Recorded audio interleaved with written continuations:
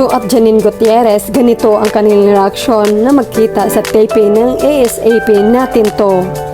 Nagkita sa taping ng ASAP natin to sina Kim Chu, Janila Salvador at Janine Gutierrez. Chika naman nakakita papasok ng Studio 10 ng ABS-CBN si Kim na makita niya sa Janela na nakaupo sa hallway. Binati naman ni Kim ang bida ng pelikulang Under Parallel Skies. Say ni Kim kay Janela, "How are you?" Sabay beso. Ito ang unang pagkakataon na magkita ang dalawa matapos silang ma-issue nang mag-decline si Janela sa request ni Kim na magpasample ng kanta ng mag-guest ang una sa H Showtime. Mukhang okay naman daw talaga ang dalawa pero kapansin-pansin naman daw ang pagdistansya ni Kim kay Janine na nasa kabilang side. Hindi nga rin daw nagpansin ang dalawa kaya dumiretso agad si Kim sa table ng mga writers.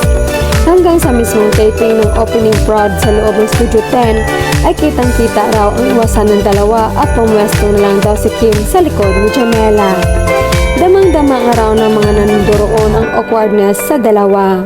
Si Janine nga kasi ang napapabalitang ex-girlfriend ni Paolo Abilino at nalilink naman ngayon kay Kim Chu.